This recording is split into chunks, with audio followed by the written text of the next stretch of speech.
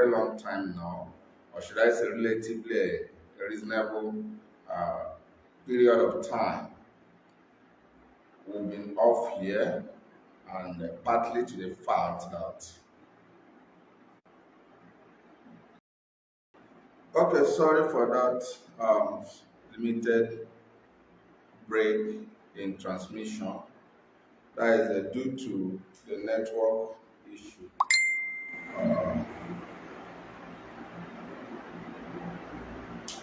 And a lot of things, technical issues, so to say. So, for a very reasonable number of time, we've now been here, owing to the fact that too many things on one's desk, you know. Uh, so, we're here once again to look at issues as regards to our world, our world, our world, very, very important. But before we continue this evening, you will do us a very good assistance by letting us know how you're receiving us from your own end. Are we coming out well the way we're supposed to be? Yes, MAZI CHIKA, I will get back to you as soon as possible. I got your message, but I couldn't respond quickly because I'm here, but definitely I will get back to you, sir. So let us know if you're receiving us loud and clear, if we are coming out the way we should, then we will now proceed. Very, very important. And also, you do us a very great service if you make use of your sharing button to share this program, because we're going to talk about a lot of things, a whole lot of things are going to be discussed, are going to be shared on this program.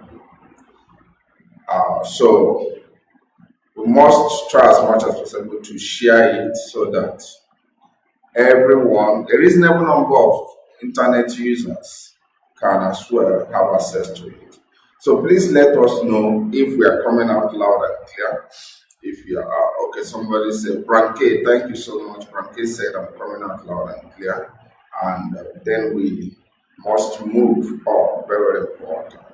So we have a couple of issues happening in our world today.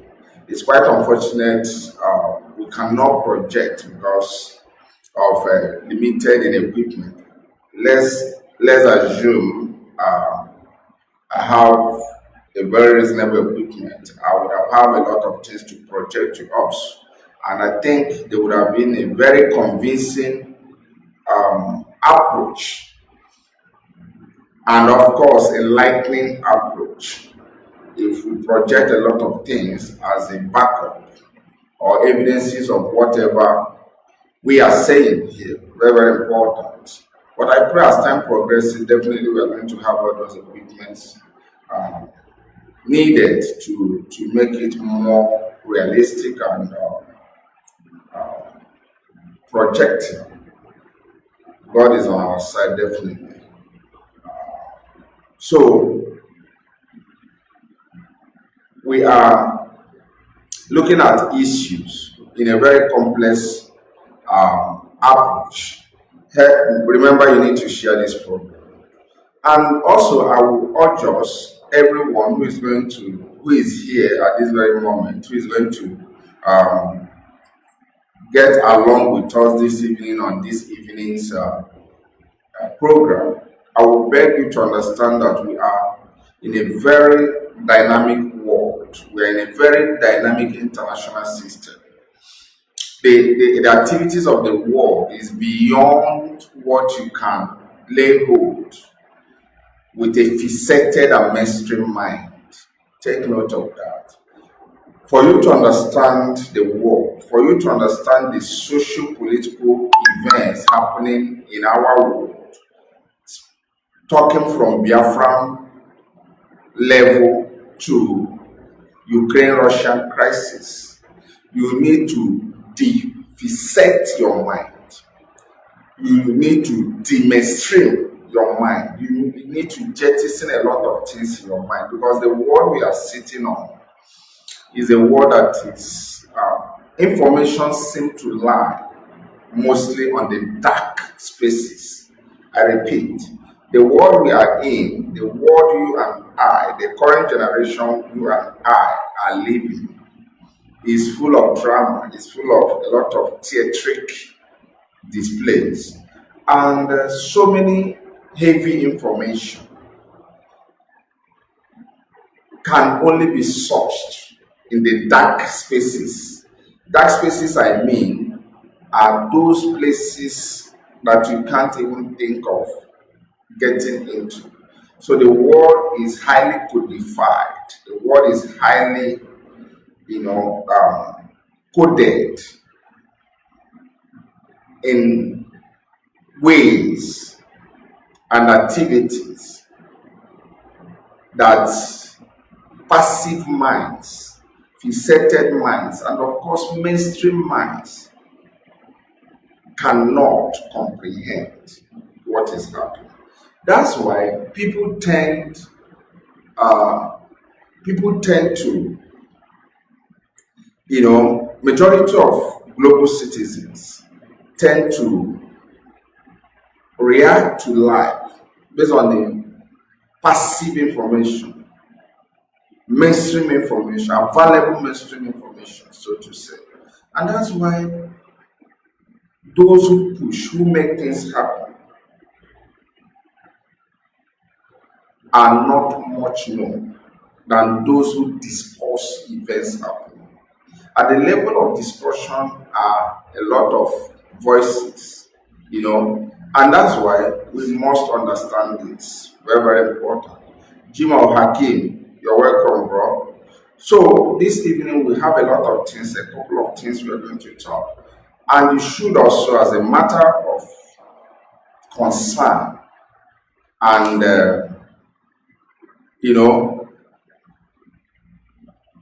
demands, you should understand that this evening I will speak where is needed to speak on technical ground. I will use a technical terms. Where I need to use a coded languages, I have to use it. The reason being that things we are going to discuss this evening is not a newspaper discussions. Things we are going to talk about this moment is not something you see on the mainstream pages of on the pages of mainstream media. No, we are talking issues that most of us are not privileged to know, and that's why it looks as if most people on earth, as I speak to you in this dispensation, seem to be living a programmed life, seem to acting unconsciously and ignorantly the script written. Sorry, network breakdown.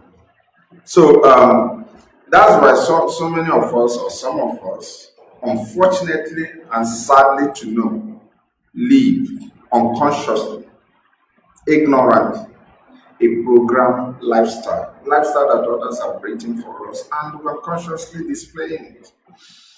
And that takes us to, because we're going to talk about events happening in Eastern Europe, looking at it from very diverse perspectives, then narrowing it down to the Biafran question, so that people understand. You see, knowledge is power.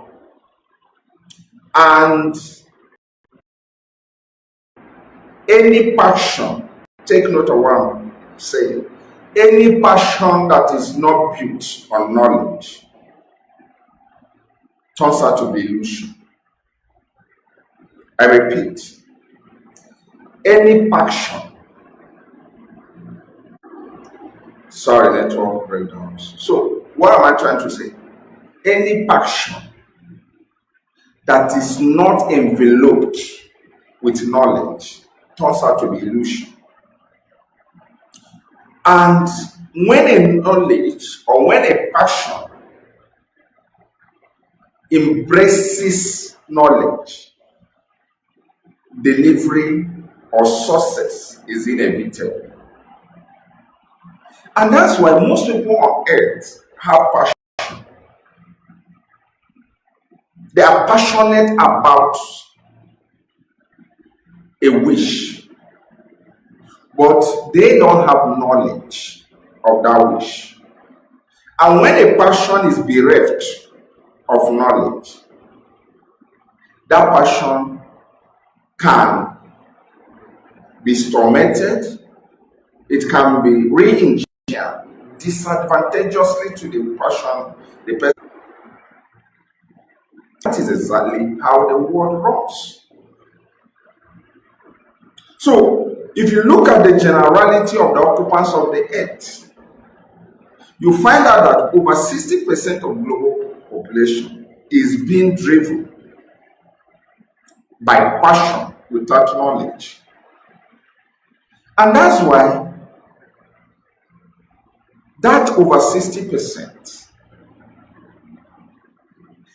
gets involved at using their passion, which is bereft of knowledge, in advancing the wish and wills of the oppressors. It's annoying, it's something you do unconsciously. People are passionate about change, people are passionate about freedom, but because they lack the nucleus, which is knowledge, to drive this home, they end up getting a freedom that will also advance their subjugation to the oppressor.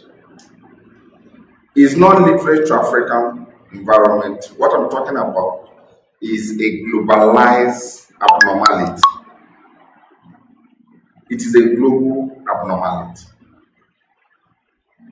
It's a global misnomer. And that is why what the oppressors don't want the oppressed to have access is information. I repeat, if there is anything the oppressor deprives the oppressed to have access to, is information. And that's why government hunts down on any media platform that exposes the people to knowledge. Governments all over the world hunt down on individuals that expose the people to knowledge. If there is any problem, the government of Nigeria and some of her companies within Eastern region, if there is any challenge, any headache they have against Nnamdi, not because he has lifted any gun or shot down anyone, is because he is exposing the people to knowledge. Because a conscientized people automatically are missiles against oppressors. And the best way of training people without them having the literal chain on their necks or their bangles is to deprive those people from knowledge. So everybody is talking about what is happening in the world. Everybody is talking about the crisis in Russia, in Ukraine, all this and all that. But how many of us actually have a clear understanding of the information, not the one you can access on CNN, not the one you can access on BBC, not the ones you can access on the mainstream platforms? How many of us? And that's why when we get ourselves opinionated, as when we give when we give our opinions turn out to be an entertainment to the drivers of the global affairs. I repeat, because we are less informed, because we are deprived of the real information, real knowledge of events happening, when we give out opinion, our opinions turn out to be entertainment, ways of entertainment. It becomes a comedy because the actors who are driving these whole dramas, they understand that our opinions are born out of ignorance. And that's why they sneak the glass of their coffee in amusement, looking at television screens all over the world, looking at social media, and be laughing because the majority of the global population is bereft of the nucleus, the real driving force of everything we are seeing today. So that brings us to the issue of our world today.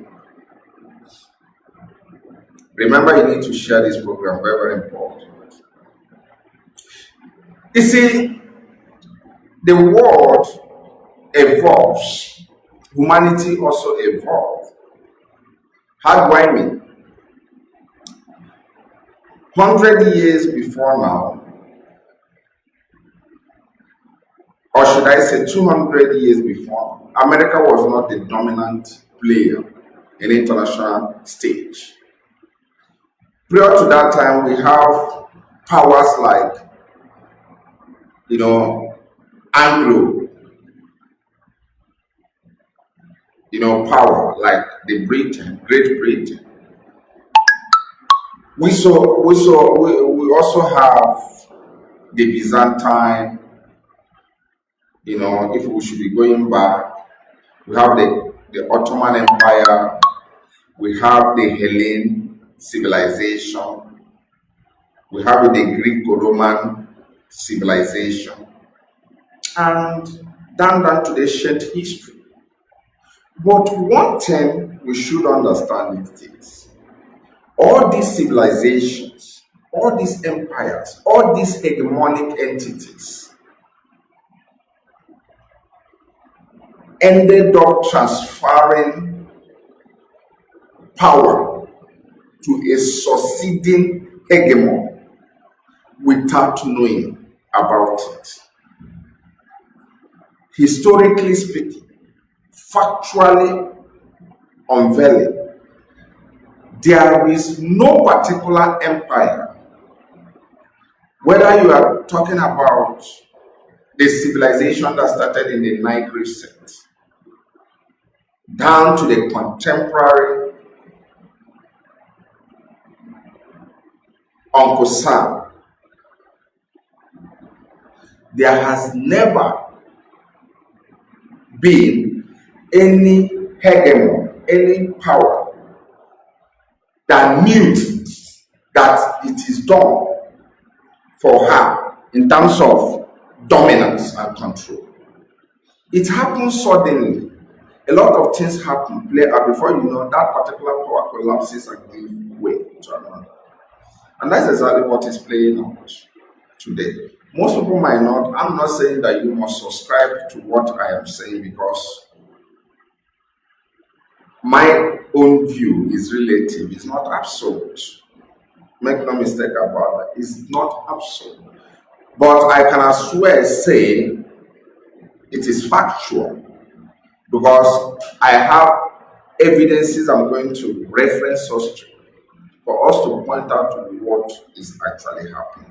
So let's see what actually happened at the end of Second World War. At the end of Second World War, which ended in 1945,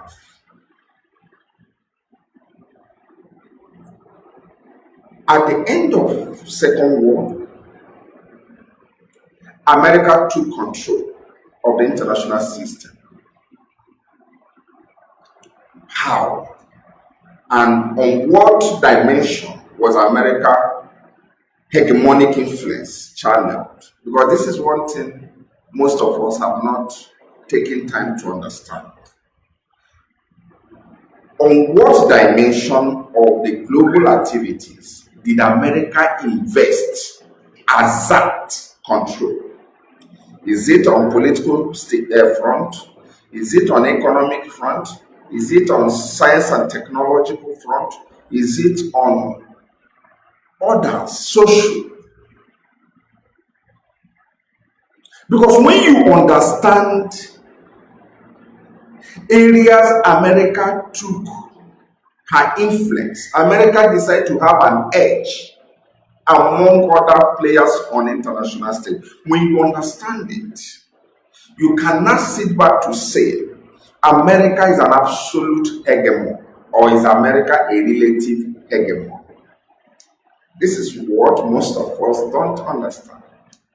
Because you can give an absolute position to an entity that has a relative solution simply because you are ignorant of the power permutation or power position of that entity you are analyzing. So at the end of Second World War, United States gathered other players, especially in Europe, and made them to see America as the economic global power of the world. Of course, she merited it then because there was no war in America. The Second World War was fought in Europe. The only time it had effect on the United States was when Pearl Harbor was bombed by Japanese forces. Apart from that, the rest of the war theater were all in Europe. And because the Europeans were in war, the devastation of the war was all in Europe and Asia, because we cannot overrule the fact that Japanese society bore the highest burden of the war as a result of the dropping of Hiroshima and Nagasaki. So Japan had the most painful side of it. But economically speaking, this warring part or the warring locations, talking about Europe and Japan, the war devastated them heavily economically. So because of the effect of the war on Europe, because of the effect of the war on Japan, America took that advantage of having other players crawling out from the effect of the war to ask for help. It was that at that point that America gathered all of them in a place known as Bretton Woods. For those of us that live in the United States, you understand this location too well, better than I. So United States gathered the rest of them in a place known as Bretton Woods. And there, United States formulated, influenced an international economic system, an international monetary system that the rest of the other powerhouses are going to use as a means of global trade and investment. It was in that 1944, if I'm not mistaken, or 1945, at the end of the war, that America gets all these players in Europe, in Asia, and all the rest of them into what we know as dominance of dollar as a global trading currency. America made all of them to understand that for you to trade, you have to exchange in dollar. And that was how America established or influenced, mark my word, because I must be conscious of how the diction, the words I'm using. That was how America influenced the formation of the two Bretton Woods institutions, vis-a-vis World Bank and International Monetary Fund, IMF. Because America have systemized the global economy to be a dollar propelling economy. America, through that Bretton Woods meeting, internationalize our local currency, which is dollar, thereby making dollar as an exchange legal tender for international trade. And it worked out for me. Now let's look at it from a peripheral point of view. I don't want to go deep into political economy because of the different backgrounds of my audience. Some persons here are purely science oriented. Some persons here are purely religious oriented. Some persons here are purely one thing or the other. So if I have to just simplify everything I'm saying in order to carry each and every one of us. Now look at America internationalized dollar and made dollar to be the only currency for international trade and investment. Now ask yourself this question. If a Chinese wants to buy a raw material in Congo, he sources for dollar. This is a trade between China and Congo. There is no America within the trade, activities. It is between a Chinese citizen and a Congolese. Because of the systemization of international trade and investment, the Chinese has to use yuan. He has to take his yuan, the local currency, and start looking for American currency, which the business does not in any way involve United States. He has to source for a dollar, a United States currency, in order to effect the transaction in Congo. And as he's buying for, as the Chinese is chasing for dollar, a certain percentage is being allocated to United States economy, because the more dollar the world consumes, so beneficiary to United States revenue. And this is a trade that is ordinarily happening between a Chinese and a Congolese. No American within the gallery. But because of the internationalization of dollar, somehow America is the third party in the transaction. You might not say America literally, but for the fact that you are looking for dollar to effect an international trade and investment, America, by proxy, through the channel of dollar, shares a profit from whatever you're trading. Now, the world never had issue with that. The world never, react over that much. Because, after all, it stabilizes international financial system. Because if you say everybody should be trading on, on local currency without one internationally accepted currency, it's going to be a very complex one. There's going to lead to high microeconomic financial policies, which is going to be highly competitive and destructive. But along the line, something happened. And what I'm trying to tell you will help you appreciate the world we are in, and also help you understand when we talk about Biafra. You will understand that Biafra is beyond what most of you think about. What regulates this world is economic interest, first before political interest.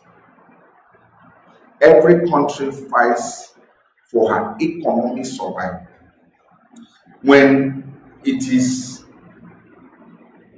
beyond doubt, when it is factually convinced that you pose a threat to country A economically, most countries see it as an act of war declaration. So this the global actors never had issues with it. And what America did, and you should also understand, what America did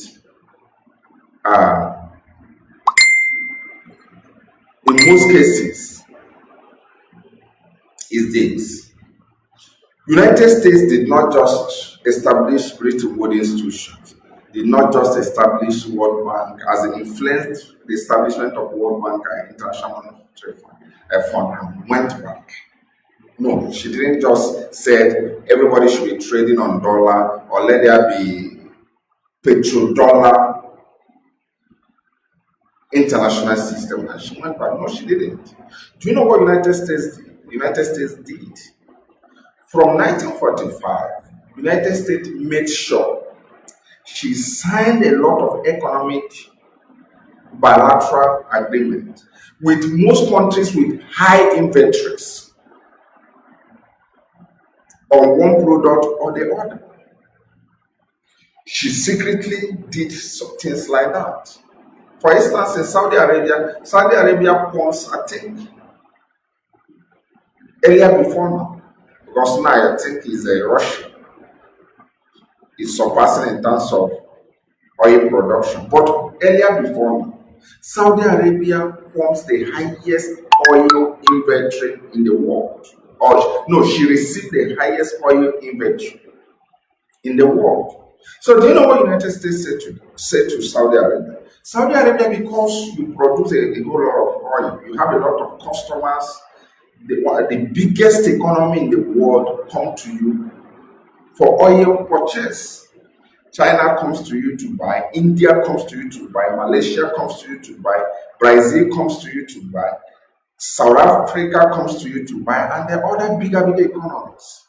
And United States said to Saudi Arabia, look, make sure that none of these countries come to your doorstep to buy your oil with their local currency. Any inventory you're going to take on oil production, make sure these countries look for dollar, trade with you on dollar. Because you're going to help us to sustain this. In a return, we are going to make sure that your security is our priority. Your defense is our priority.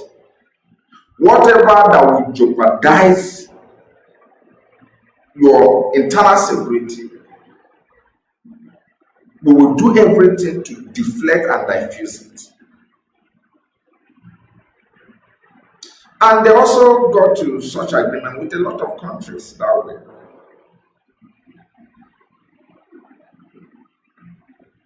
And dollar kept consolidating and solidifying. So United States did this for a very reasonable number of years, and at a point in time, the world became highly dollarized. Permit my word. Highly dollarized in the sense that everyone talks about dollar. In fact, the whole international system, especially when it comes to political economy, anchors in petrodollar.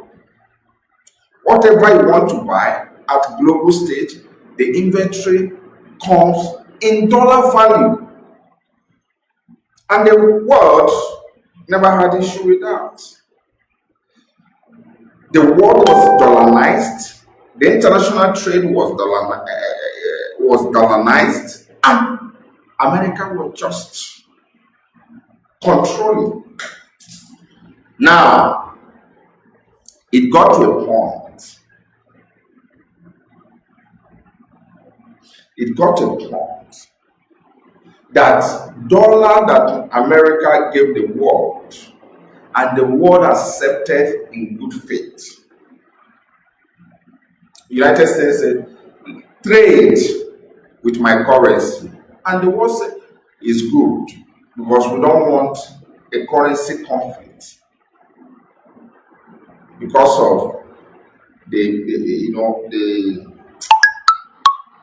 issue of parity. There's what we call parity, exchange parity. Whose currency should be stronger than this. So the world said, no, let us peg every exchange parity on dollar. And the world accepted that. But it got to a point when when United States saw that the world is dollarized. Do you know what they did? They began to weaponize the dollar. And I'm going to explain to you. They began to weaponize the dollar. How? If you have problem with them, if country A have problem or disagreement with United States, and when United States is talking about sanction, one of those things they sanction on is to make sure those who are coming to buy market in that country they sanction does not have access to dollar. The dollar that's supposed to be a free-flowing currency was weaponized in the sense that, for instance, if Iran have an issue with US and Russia is saying, I'm going to still buy from Iran and I want to see maybe $20 because of what I want to buy in Iran, United States will tell Russia, we are not going to give you dollar that you're going to use in trade, in trading with Iran. So dollar began to be an instrument for US foreign policy instead of being a property of the world. Understand? Instead of the dollar to be a property of the world, United States held it strongly and weaponized it. So in the midst of that, many countries began to feel this is quite unsafe for their own interest, because they can't see a situation that they are having problem with United States and they want to go and buy one or two things in another country and they cannot effectively effect the transaction without America influencing. And guess what? Countries like Saudi Arabia began to consider to sell and transact with countries like Russia in Russia ruble, from correct Russian currency, I think it should be Russia ruble and the Chinese yuan, so that you can understand what we're talking about. So many countries began to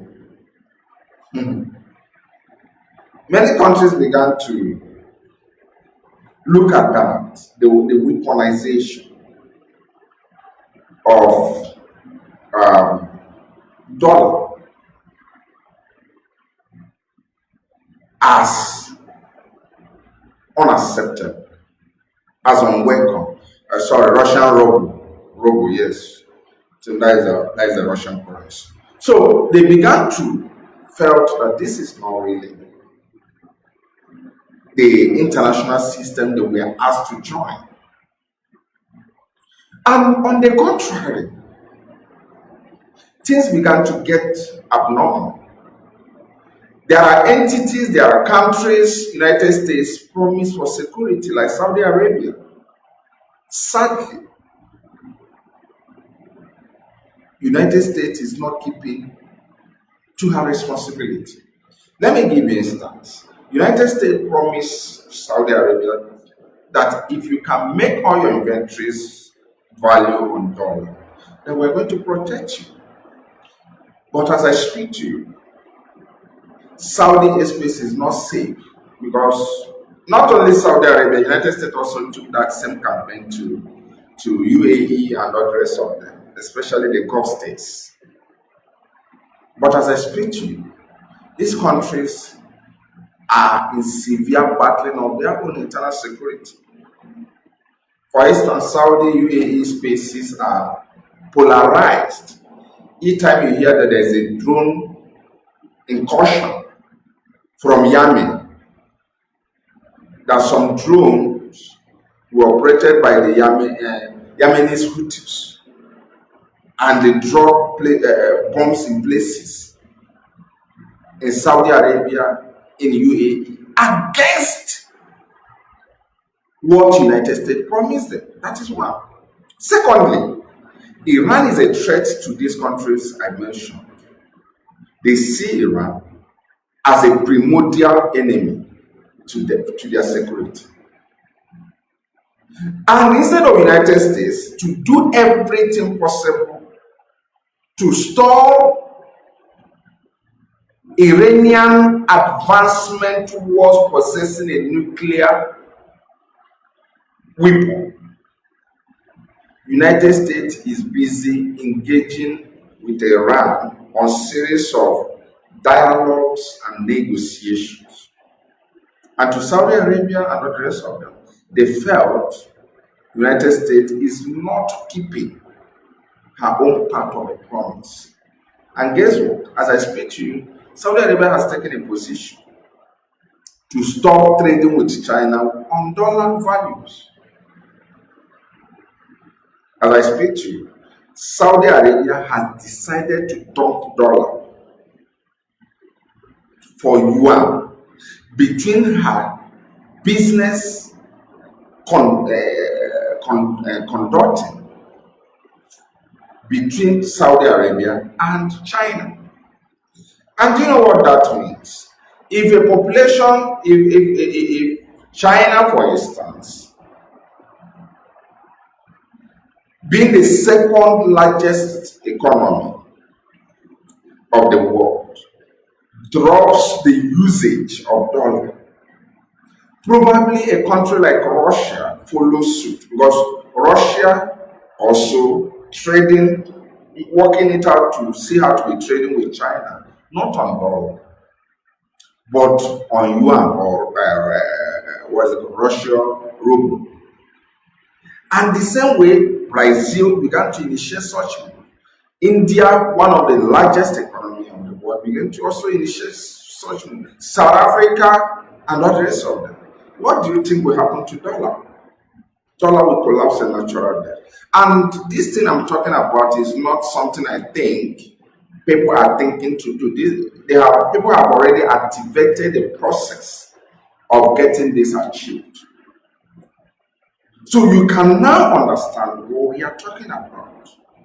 But in midst of this, because I was trying to discuss areas US influence is much. We are talking about the economy, how she has, how she used dollar to dominate the world, the global trade. Also, in terms of, I'm just telling you the world so that you understand. I don't want to say it's a transition. I don't want to say US is under transition, but it's expensive language in describing the United States in that way. It's really expensive. I understand what I'm talking about. But apart from the economic angle we are talking about, another area United States is getting agitations against, because what I just discussed with you is economic rebellion. Countries are rebelling against United States economically by linking from the petrodollar concept. Another area US is facing rebelliousness is on military front. Now, how? Somebody will say how. You see, apart from the United States holding the world with the dollar, which is facing a severe rebellion, United States also cage most countries of Europe, Canada, and other few countries through what we call military blocs and military agreement, various military agreements. How? United States understand that she is the highest producer of military equipment. In fact, one of the biggest drivers of United States economy is those in military industrial complex, those who are running American military industrial complex. They are part of the big, they are part of the drivers, big drivers of United States economy. When you talk about Boeing, you talk about a lot of them. There are many. Now, when all these guys, all these companies that build various degrees of military armaments, when they finish building, they use their government to cage a lot of countries. How? By signing a bilateral agreement, multilateral agreement with a lot of countries. Let me give you an instance. If you look at Europe now, US formed in 1949, if I'm not mistaken. Forgive my date if it's 40, but I can even get that correct date. In 1949,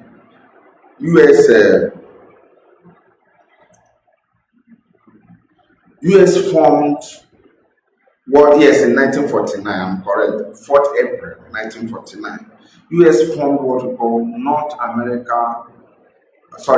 Atlantic Treaty Organization, known as NATO, what you're hearing today as NATO.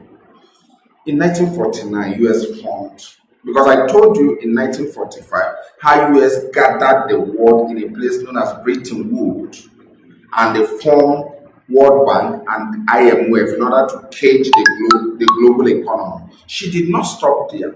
Also, she also gathered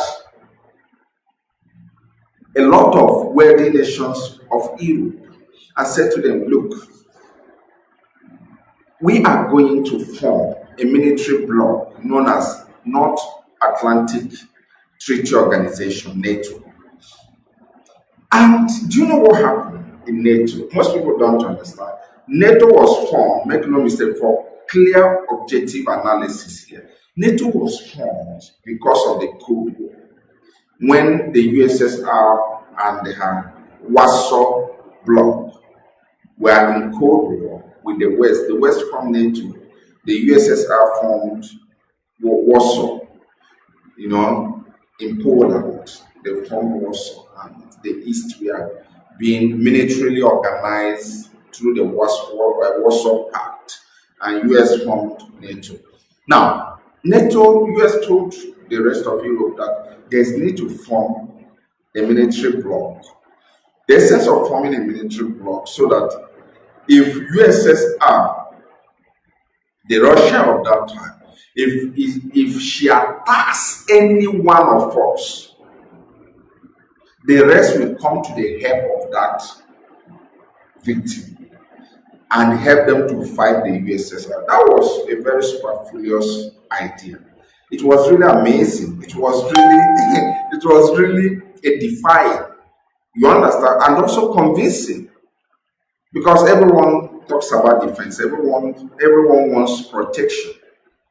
So a lot of countries of Europe subscribe to that idea of NATO. So NATO, by virtue of formation, is for defensive purpose, not for offensive. But most people do people understand that NATO is just an external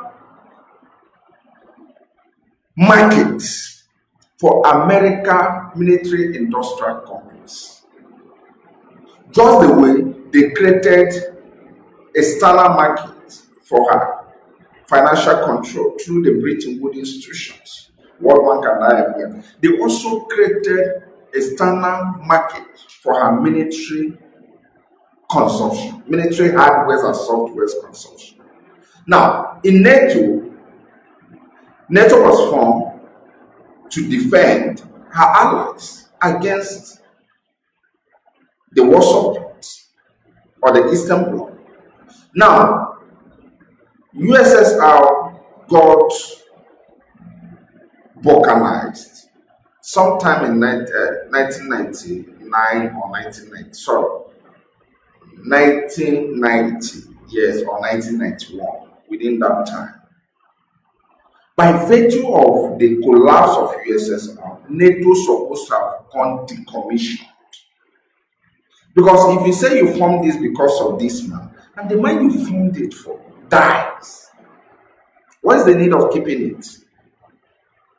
So do you know what US did? Immediately, USSR got defunct in 1990 or 1991.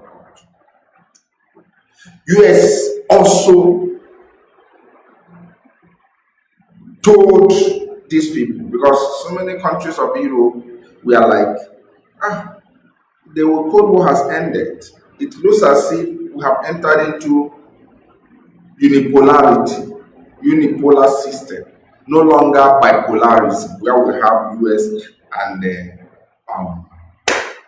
USSR. We are now having America dominating. So what is the need for NATO? NATO makes no sense for us. No need of buying a lot of arms, spending money we're supposed to use in a developmental projects for arm acquisition. So America, don't you think the issue of NATO should give way? Do you know what America did in their own intelligent and smart way? Kudos to them.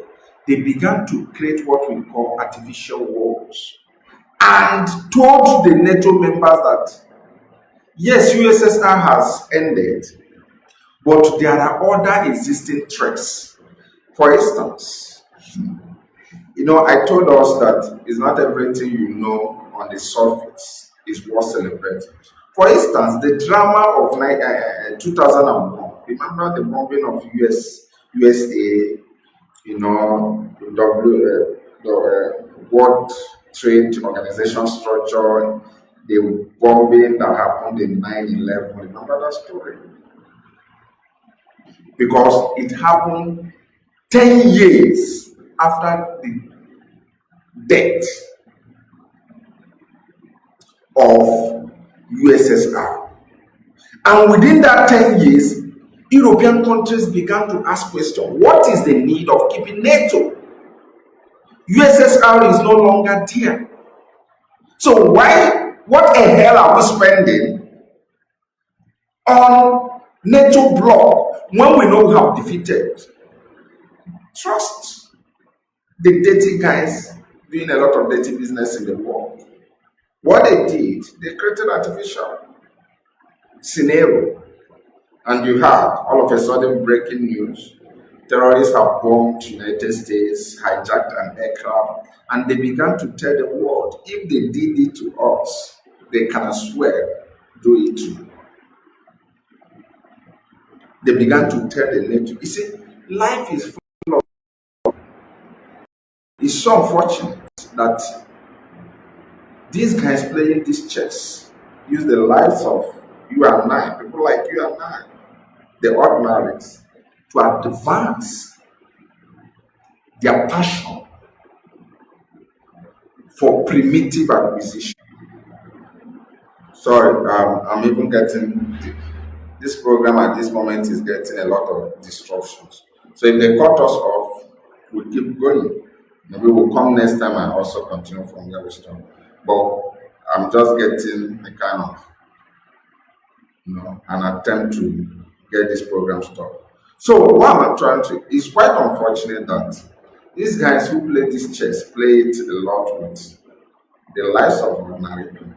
So they now saw the need to create an artificial conspiracy theory, to push out a conspiracy theory that even though USSR has ended or has collapsed, let's see also create another monster that will make these NATO members to see the need to keep acquiring more arms. And where are they acquiring those arms from? From United States military industrial complex. Those who are an expert in building. So before we had the story of Osama bin Laden happen, and we heard that he has bombed America, and every country began to get too agitated. Those who are asking the need for NATO began to say, no, let us fund more, let us protect ourselves more, and what have you.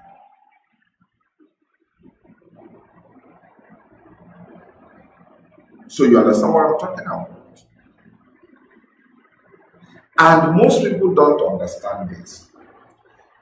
The same moment Osama bin Laden operated that was during Bush tenure, 2001. The same moment Osama bin Laden attacked United States, the United States government under President George Bush chartered an aircraft and took Osama bin Laden's family out of US to Saudi Arabia. Now the question is, how can the United States government transport the family members of their arch enemy or one who attacked their son? Well, a whole lot of things happen. That's why till today, they said the issue of 9/11 is classified information. That is not for public. In fact, Donald Trump planned to declassify it. One of the problems Donald Trump had, he wanted to make it a public thing. The drama that happened within. I guess you understand. Donald Trump did try to declassify it, the secrecy of what happened in 9/11. And that was one of the problems he had. Because a lot of big guys in the United States play that drama. At whose cost? The lives of the ordinary people. I'm building you to a point so that you understand the world you are. And you should understand the need to be very, very articulate. So they created the 9/11 stuff. When they created the 9/11, because they don't want the market they have created within the NATO bloc to have issue. They want those in NATO who are still buying arms for them to keep buying it. Now, when they now discover from 2001 to 2003, within 3 years in town, they discover that the story of terrorism is not really flying. That it's loose. The world is seeing that these terrorists are only not even their problem. In 2003 or late 2002, they began to fly the flag of the first story that late Saddam Hussein had a nuclear weapon. Okay. A lot of attempt to stop us. stop this program. Let's just do what we can. So, sometime in the ending part of 2002, they began to fly the story. They brought out money. They paid a whole lot of media houses. They lobbied a lot of international intelligence agencies. The best of them all, they were all bribed to start flying the first flag that Saddam Hussein had a biological weapon, and he can use it not just to his people, but he can use it to even attack Europe. And guess what? Agitation came. People were panicking. And do you know what? United States told the NATO members, you see, yes, for those of you who are asking for us to decommission NATO, you can see that USSR has ended, but we have another threat facing us. And guess what? They mobilized the NATO forces.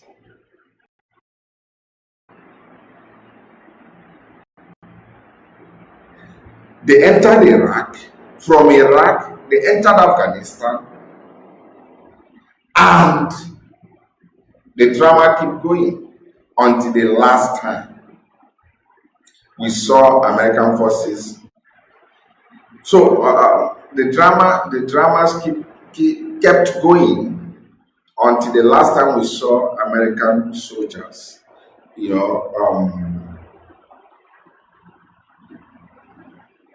being evacuated out of Afghanistan. And that is all we could. Now, remember, there are things you must understand. We are in a very dating world. Very, very dating. The world is so dating, stinkly dating. And that's why you should understand how it goes. So that you don't play the script some actors have, made available to you. So from Afghanistan, blah, blah, blah, and today we are facing another drama, which they called Russian invasion of Ukraine. That is what Western media tagged it. But let me say this to most of us who don't understand. In NATO, there is a law, a very strong law that governs NATO. What does that law stipulate? That law states that every member state of NATO should contribute 2% of her GDP, 2% of her GDP for procurement of armament for defense. This is one of the clauses in NATO Charter, that every member state of NATO should use 2% of her GDP for defense purposes. Now let us analyze it. For instance, France is using 2% of her GDP. You know how many dollars it is? Huge amount of money to buy armament. Where do you think France would want to buy weapons from? Do you think France, a NATO member, will go and buy Russian weapons? No. Do you think France, a NATO member, will go and buy Chinese weapons? No. Where the 2% of the armament or for defense goes to American military industrial companies. And that is why countries like Germany are finding it difficult to be committed to that, because they understand that the beneficiary of that 2% of GDP is America, not two ways about it. So NATO is just an artificial market created for American military industrial complex. You can now appreciate what I'm talking about. Just the way they use IMF and World Bank to create an economic dominance for themselves. So the worst thing that can ever happen to United States and those in US military industrial complex is for them to have a peaceful world. Donald Trump lost out because he refused to create artificial war where they can see the reason why to buy more arms, sell more arms. So they felt Trump is a bad guy because he was not putting money in their purses. Does it make sense to you?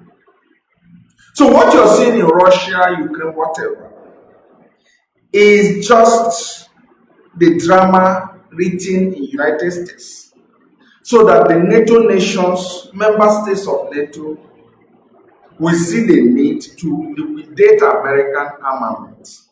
Now look at what is happening in the whole thing. America is asking every member of NATO to empty their warehouse. Oh goodness. You see, if you understand, I appreciate Americans for being smart and intelligent. So because of what is happening in Russia and Ukraine, America is asking every member state of NATO to empty her warehouses and ship them down to Poland. From Poland, it will be handed over to Ukrainians. Now ask yourself a question. If these countries transfer all they have in stock to Poland and for onward delivery to Ukraine, are they not going to feed back the warehouses? There's what we call stock management. Stock management. I think there's what they call FIFO, first in, first out. And first out, first in, something like that. FIFO and the other one, I may not really remember. In stock management, how you manage your stock. If your stock is going down, you start refilling to avoid supply chain problem. So America is now mandating every NATO member to push out what they have in stock to Poland and for onward delivery. Now listen, what the drama, look at the drama here. Yes, thank you, Ebere. Yes, FIFO and the LIFO. Thank you. Thank you for bailing me out there. Yes, FIFO and the LIFO. Yeah, I think first in, first out, and last in, first out, something like that.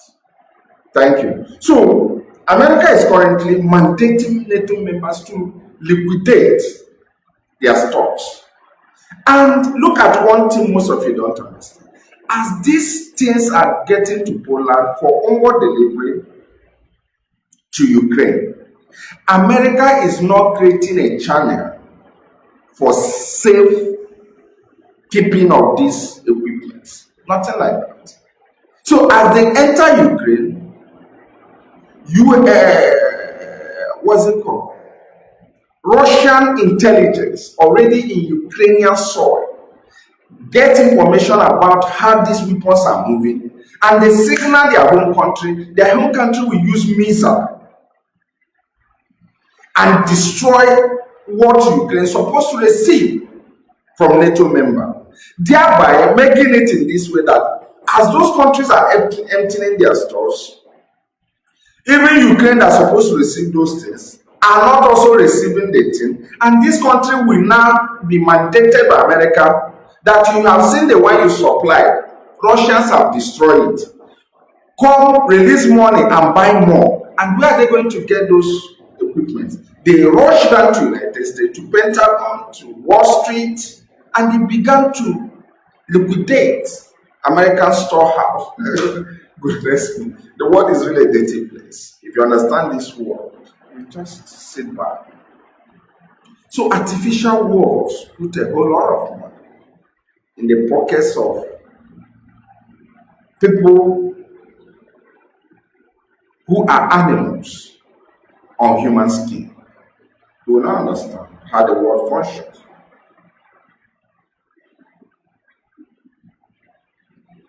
So you now understand what I'm talking about. So that is exactly what is playing out. So we are approaching an international system where if care is not taken, what humanity built for the past 200 and something years of Uncle Sam, regulated civilization, we're just going to get messed up the whole thing. And that is what people should understand, that the world is more of drama than reality. Most of us take it to heart. America understands that she is not going to be committed for the safety of Ukrainians. All they want is to make sure that the Europeans feel unsafe and see the need to buy more arms from the United States and for more consolidation of NATO. Most of you don't understand that if you listen to the whole various series of press statements being given by NATO will tell you they are not going to maintain no-fly zone in Ukraine, that they are not going to be directly involved in Ukraine. Then why emptying your arms? They will tell you they want the war to end soon. Why empty your storehouses? No one is asking this question. You want the war to end and you are mandating member states to keep supplying arms. So you can now understand what actually is playing out. So we are faced with a war, a very silly war, that over 60% of things happening in this war happen behind cameras, happened, in the dark spaces of the world. And that's why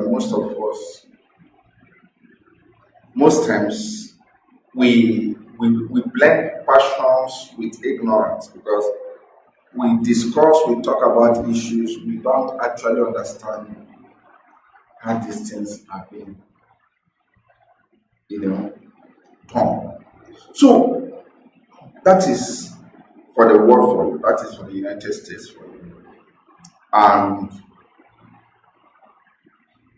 it's going to be a very, very disturbing future. It's going to be a very, very disturbing future. Now, let's talk about the Nigerian state. Very, very important. And how does all these things concern Nigeria? And how does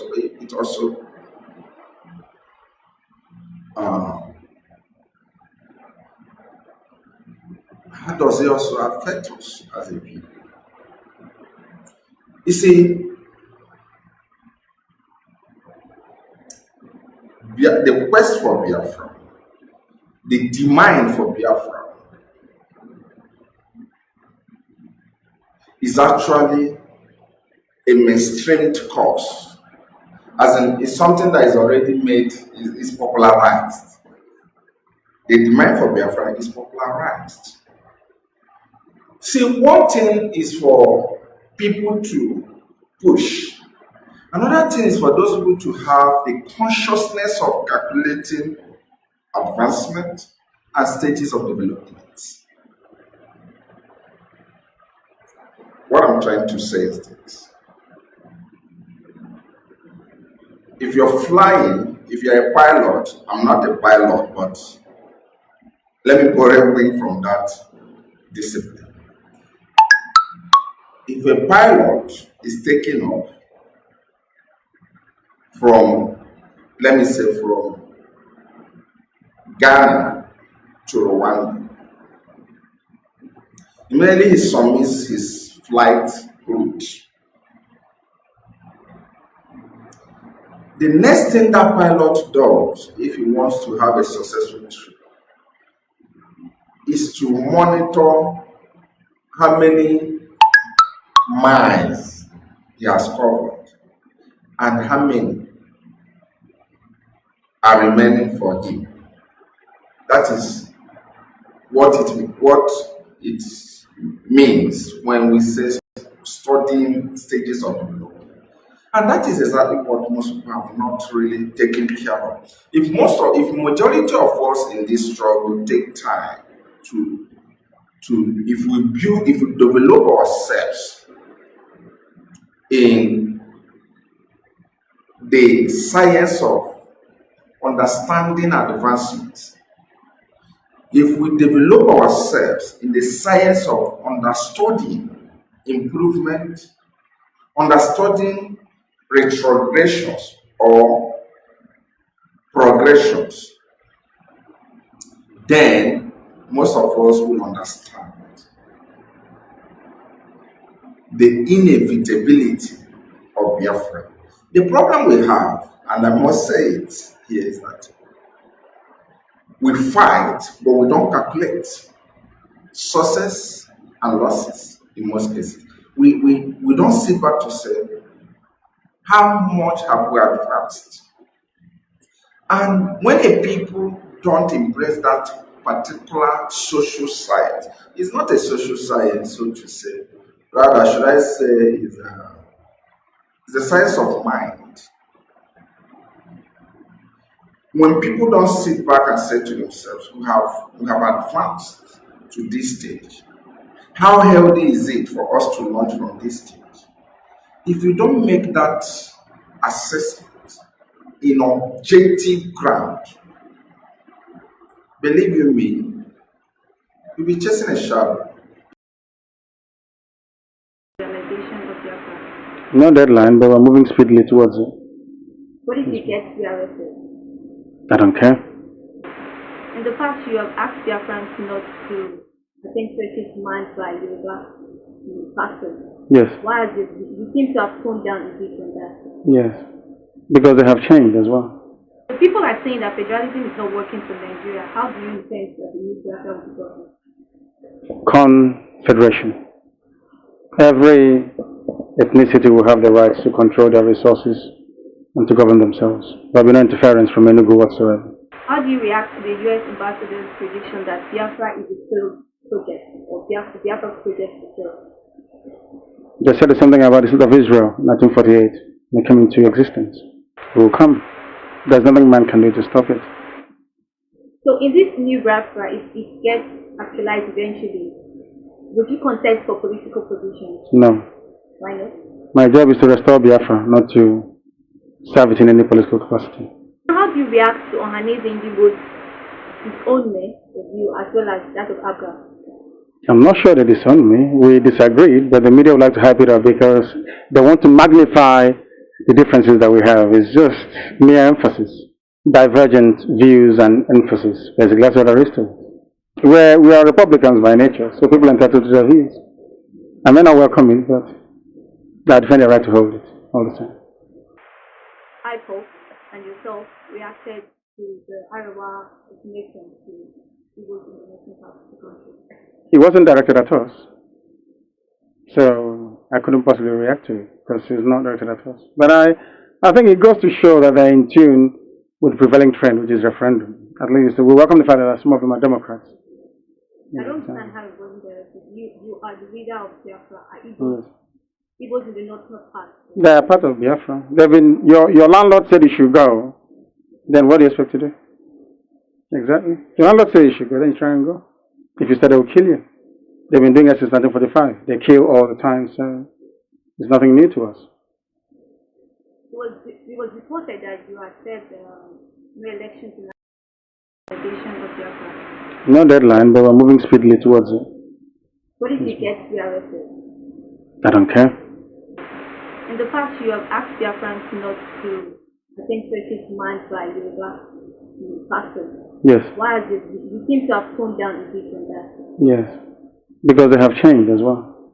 The people are saying that federalism is not working for Nigeria. How do you intend that the new Biafra will be governed? confederation. Every ethnicity will have the rights to control their resources and to govern themselves. There will be no interference from any group whatsoever. How do you react to the U.S. ambassador's prediction that Biafra is a failed project, or Biafra project is failed? They said the same thing about the state of Israel in 1948 when it came into existence. It will come. There's nothing man can do to stop it. So in this new Biafra, if it gets actualized eventually, would you contest for political positions? No. Why not? My job is to restore Biafra, not to serve it in any political capacity. How do you react to Ohaneze Ndigbo's disownment of you as well as that of Abra? I'm not sure they disowned me. We disagreed, but the media would like to hype it up because they want to magnify the differences that we have. It's just mere emphasis, divergent views and emphasis. Basically, that's what there is to it. We are Republicans by nature, so people are entitled to their views. I may not welcome it, but they defend their right to hold it all the time. IPOP and yourself reacted to the Arawa nation to evils in the national part of the country. It wasn't directed at us, so I couldn't possibly react to it because it's not directed at us. But I think it goes to show that they're in tune with the prevailing trend, which is referendum. At least we welcome the fact that some of them are Democrats. I don't understand how it wasn't directed. You are the leader of Biafra. Igbos in the northern part. They are part of Biafra. Your landlord said you should go. Then what do you expect to do? Exactly. Your landlord said you should go, then you try and go.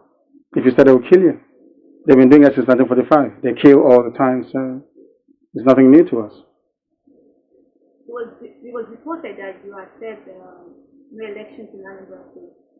Do you think that can be possible without bloodshed? How can you be bloodshedding when you're in your house sitting down and enjoying Ofensala on the 18th of November 2017? How's that bloodshed? When you say new elections, referendum, how do you intend to make this happen? Are you going to declare that Biafrans sit at home on election day? Yes. Yes. There will be no movement. No cats, no dogs outside, no chicken, nothing. Okay. So, complete silence. those in the group say that you're a hypocrite. Why? That you have a British passport, and yet you have asked Biafrans to destroy theirs in the person day.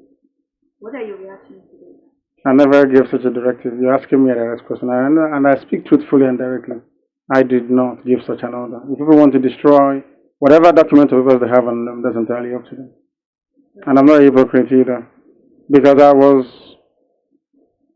my land was forcibly taken over by external forces, and I'm being forced to live under it. It's my job to fight to get myself out of it. Nnamdi, they all had British traveling documents before they still fought for independence and got it.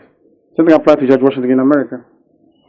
He was a British colony settler, traveled about as a British citizen before he got USA out of the mess that was colonial rule from England. Something in India. It's nothing new. I've been in the public limelight for close to 4 years, so people know what I can do and what I cannot do. If people wish to delude themselves with false propaganda and information about me, they're more than entitled to it. I cannot stop them from doing so. But what I say to them is that those people who are feeding you this junk information about me, they do not wish you well.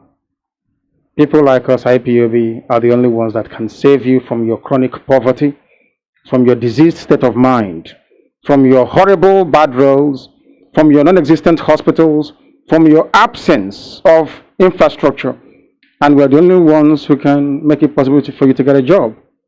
That's how it is. All those people telling you all those nonsense about Nnamdi Kanu is because they know that Nnamdi Kanu is capable of articulating a policy or a viewpoint that can get you out of the mess that you're in. So they want you to remain poor, to remain blind, for your parents to be dying. It benefits them. So, basically you be granted bail conditions. Yes. And the Nigerian government and a lot of public opinion analysts seem to think that you're breaching the bail conditions. Where were those people when Buhari refused to obey court order upon court order upon court order? Why didn't anybody go to Daura or go to Asarok to ask Buhari why he'd failed to obey court orders to set me free, to release Dasuki and to release Zagzagi? Why have they not obeyed the court order to release Bright Chimezie Ishiwa as pronounced by a competent court of law in Uyo? Why don't people concern yourself with the gross abuse of human rights being perpetrated on a daily basis by DSS, by the police, and by the army? Why are you not trying as hard as possible to uncover the mass grave that they have in army barracks in Onitsha? Why have you not questioned them about the amnesty report and about the slaughter and the butchering of our people? Why are you people so hell-bent on things that don't matter? Whereas you should be concerning yourself with things that actually matter. Have you asked them why you have no light, why you must run a generator? Have you asked them why they import refined fuel when you have 4 modern refineries and you have abundance of crude oil? Have you asked them any of those questions? Why don't you have good roads? You have aggregates, you have stones, you have bitumen coming from the ground. Why do you have bad roads? And you have unemployed graduates of structural, or should I say civil engineering. Why are you not asking them all those questions? Because they understand that Nnamdi Kanu mean well for the masses, for the people, the downtrodden, people who are suffering because of poverty. They turn your mind around because they know you are not disciplined enough to understand that you need to stand your ground to demand for what is yours. That is why it is very easy to twist the mind of a black person. Che Guevara came to Congo to fight many, many years ago, over 50 years ago. Why did he leave? Because he said a black African man cannot be disciplined enough to put the need of his self-preservation and survival over the need of the stomach. Speaking of demanding, have you ever thought about asking that Southeast leaders be accountable for their non-performance instead of following this way? How can they perform when there is no Southeast leader who is responsible for the maintenance of the Enugu-Iguacha, which is Port Harcourt Expressway? How can I hold any governor responsible when all these so-called federal roads are denied any form of attention or maintenance? How can I, because it belongs to what they call the exclusive list. So now tell me, how can I hold them responsible for that? Are they meant to build Second Niger Bridge? Is it their business to build a Second Niger Bridge? Is it their business to compel the Africa Development Bank to provide underwriting loans to people who want to borrow money to build factories and industries? Is it their fault as well? But who builds the roads in the north? From the same oil money coming from Okwa, from the same proceeds from gas fields in Ohaji, in Ebema. And you're telling me you're in one Nigeria, one viable, unity-driven country. It's a charade, it's fake, it's a lie, and I'm sure you know it. So, I was going to Twitter and there's this tweet trending about yes. a certain Officer Chiduka yes. who drove you home yes. from prison. Mm-hmm. And now he's declared that he's going to campaign for elections in Anambra. Yes. And then now you are come again to say no elections in Anambra. Yes. There is no irony because I'm a very consistent person. I do not change. People can change, that's their business. I don't change. I'm a Nnamdi Kanu, I don't change. I don't change. You don't think this is some kind of betrayal?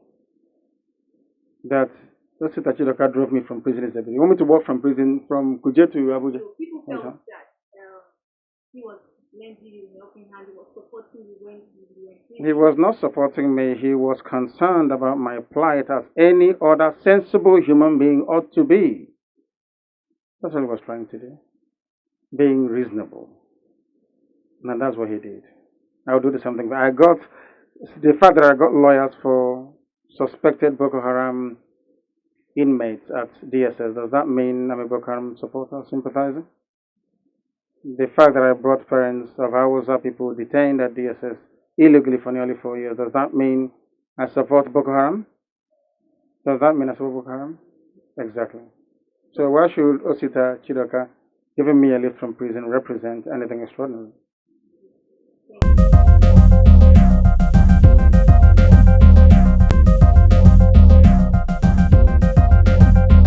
Because they know that's what will appeal to you. I said it earlier, your primordial instinct of debasing yourself to your jealousy, basically. People who try to be like me cannot be like me, so they resort to very cheap slander and blackmail. But I welcome it. it makes me become better. I work twice harder than I should. So the more these battles come, the better for me. They know they're misguided, they know they're lying, they know what they're saying is false, but they say it because they're hoping to tap into the reservoir you have of greed, envy, and jealousy. Maybe if you cannot defeat Nnamdi Kanu in a reasoned debate, why don't we try greed and jealousy? Look at him, he's him, why not somebody else? You can't be me because you can never be me. Are there complications you would rather you want to have happen to put an end to Biafra in the Nigerian government? You've gotten the question wrong in my view, because there can never be an end to Biafra. Biafra will come. It doesn't matter what man does, it will come. So no one can stop it. There is an evil president tomorrow. If you like, let my wife be the first woman US president. It won't stop me.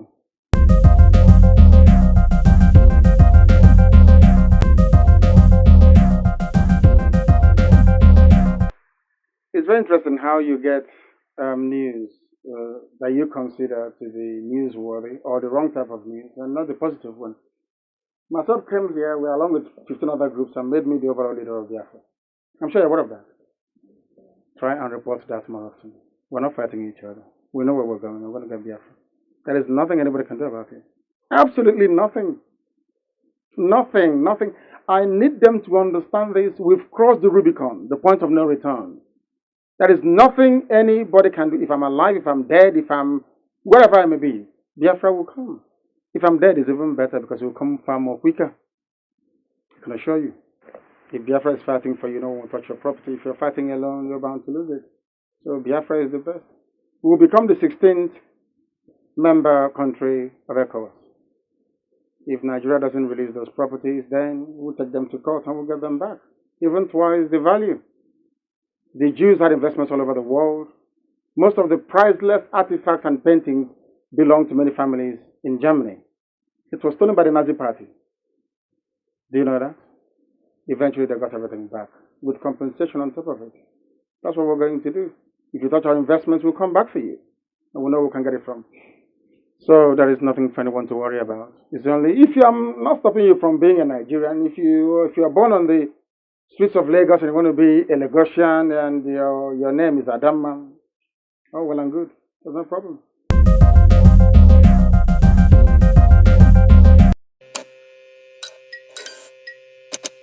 Is there a deadline for the realization of Biafra? No deadline, but we're moving speedily towards it. What if you get arrested? I don't care.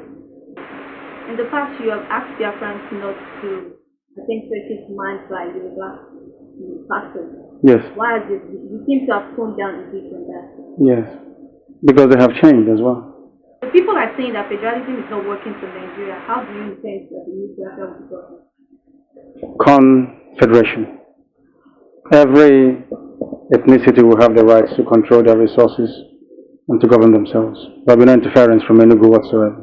How do you react to the U.S. ambassador's prediction that Biafra is a failed project, or Biafra project is failed? They said the same thing about the state of Israel in 1948. They came into existence. It will come. There's nothing man can do to stop it.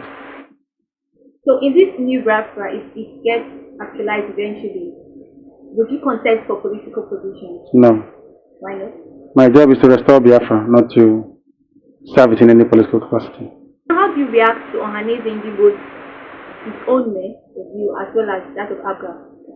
I'm not sure they disowned me. We disagreed, but the media would like to hype it up because they want to magnify the differences that we have. It's just mere emphasis, divergent views and emphasis. Basically, that's what there is to it. We are Republicans by nature, so people are entitled to their views. I may not welcome it, but they defend their right to hold it all the time. IPOP and yourself reacted to the Arawa nation to Igbo's international part of the country. It wasn't directed at us, so I couldn't possibly react to it because it's not directed at us. But I think it goes to show that they're in tune with the prevailing trend, which is referendum. At least we welcome the fact that some of them are Democrats. I don't understand how it wasn't directed. You are the leader of Biafra. Igbos in the northern part. They are part of Biafra. They've been, your landlord said you should go. Then what do you expect to do? Exactly. Your landlord said you should go, then you try and go.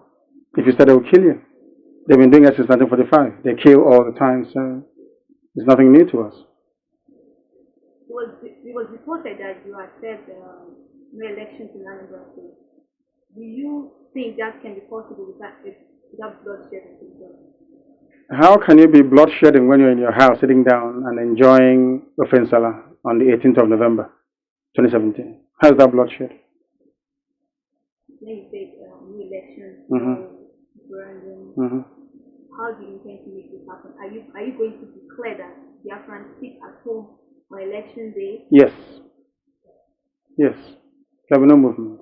No cats, no dogs outside, no chicken, nothing. Okay. So, complete silence. those in the group say that you're a hypocrite. Why? That you have a British passport, Mm-hmm. and yet you have asked Biafrans to destroy theirs in the election day.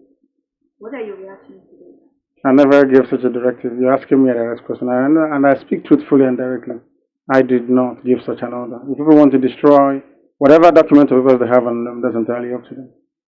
And I'm not a hypocrite either, because my land was forcibly taken over by external forces, and I'm being forced to live under it. It's my job to fight to get myself out of it. Nnamdi Chika, they all had British traveling documents before they still fought for independence and got it. Something applied to George Washington in America. He was a British colony settler, traveled about as a British citizen before he got USA out of the mess that was colonial rule from England. Something in India. It's nothing new. I've been in the public limelight for close to 4 years, so people know what I can do and what I cannot do. If people wish to delude themselves with false propaganda and information about me, they're more than entitled to it. I cannot stop them from doing so. But what I say to them is that those people who are feeding you this junk information about me, they do not wish you well. People like us, IPOB, are the only ones that can save you from your chronic poverty, from your diseased state of mind, from your horrible bad roads, from your non-existent hospitals, from your absence of infrastructure. And we're the only ones who can make it possible for you to get a job.